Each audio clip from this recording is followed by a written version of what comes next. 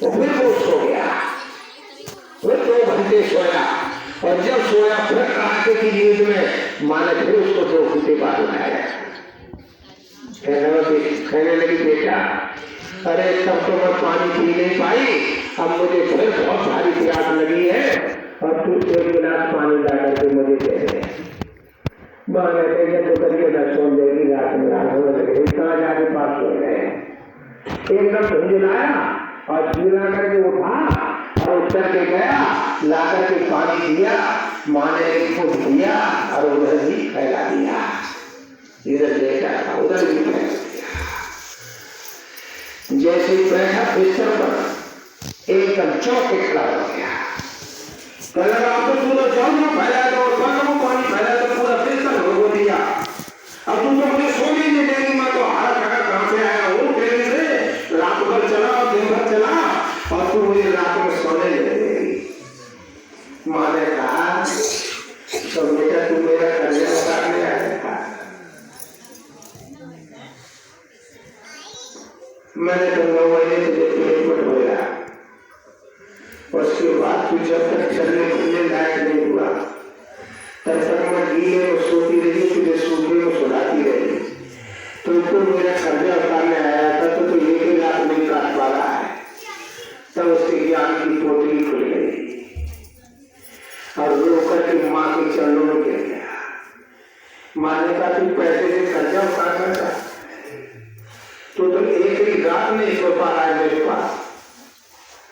ज्ञान की पोटली उसकी खुल गई, माँ के चरणों में फूट फूट करके रोने लगा, कहने लगा मुझे ज्ञान नहीं था, मैं तो सोच रहा था कि अपनी माँ का कर्जा पैसे से उतार दूंगा। तो गुरु महाराज ने कहा बच्चे बच्चियों माता पिता का कैसा कर्जा पैसे से नहीं उतारा जा सकता, वो तो सेवा से ही उतारा जा सकता है। इसलिए कहा कि प्रथम गुरु पिता और माता रक्त बीज के जो है दाता। गुरु महाराज ने कहा माता पिता की आंखों में आंसू नहीं आना चाहिए, आना चाहिए, कावल में देखना चाहता हूं उनके आंखों में आंसू, कब देखना चाहता हूं और कैसे देखना चाहता हूं। माता पिता की उनके पास कोई आकर के बैठ जाए और तुम्हारी तारीफ करे कि मेरा जैसा लड़का तो भगवान गुरु महाराज सब पढ़े, मेरी इतनी सेवा करता है, मेरी इतनी सेवा करता है, और तुम्हारी तारीफ करते करते वो माँ बाप रोने लगे तो गुरु महाराज ने कहा कि मैं ऐसे आंसू माँ बाप की आंखों में देखना चाहता हूँ, ऐसे आंसू नहीं देखना चाहता हूँ तुम्हारी बुराई करते करते रोने लगे, ऐसे आंसू मैं नहीं देखना चाहता हूँ। इसलिए भाई बहनों गुरु महाराज ने माँ के गर्भ से लेकर के सतलोक तक जाने का पूरा पाठ हम लोगों को पढ़ाया है। संसार के लोग हम यही तो रोकते हैं, माँ बाप घर में मर रहे जी मथुरा चले जाकर। अक्सर 80% लोगों से यही लोग सवाल करते हैं सत्संग के कार्यक्रमों से, ऐसा मौका हमको नहीं देना चाहिए। गुरु महाराज ने पूरा भेद बता दिया, कहा कि बच्चों असली पूजा करो, नकली पूजा करने की कोई जरूरत नहीं है। असली पूजा, असली पूजा क्या है? एक बादशाह है अपने नगर का हुक्म आदेश कर दिया, कहा कि अपने सब पूरे नगर के लोग अपनी अपनी कीमती चीज लेकर के मेरे नगर को खाली कर दो। मुनादी हो गई,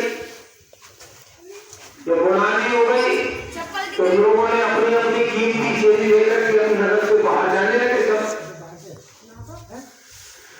उसी गांव में एक पहलवान रहता था, उसके माता पिता ने बहुत दूध घी खिला पिला कर उसको पहलवान बना दिया था।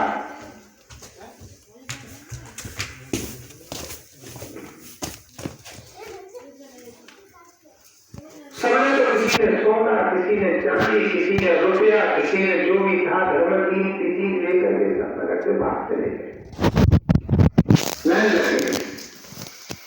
लेकिन वो एक बड़ा सा टोकरा लाया, डलिया पड़ी थी, उस उसके घर में बूढ़े माता पिता, बूढ़े और असहाय, बूढ़े असहाय में अंतर होता है। कुछ बूढ़े ऐसे होते हैं जो चल फिर पाते हैं, कुछ बूढ़े ऐसे होते हैं जो चल फिर नहीं पाते, उनको असहाय कहते हैं। एक बड़ी सी डलिया टोकरा लाया और ला करके उसने अपने बूढ़े माता पिता को उसी टोकरे में बैठाया और ऊपर से चादर उड़ा करके, वो तो पहलवान था, और उसने अकेले डलिया को उठा करके टोकरे को अपने सिर पर रख करके गांव से बाहर चला गया।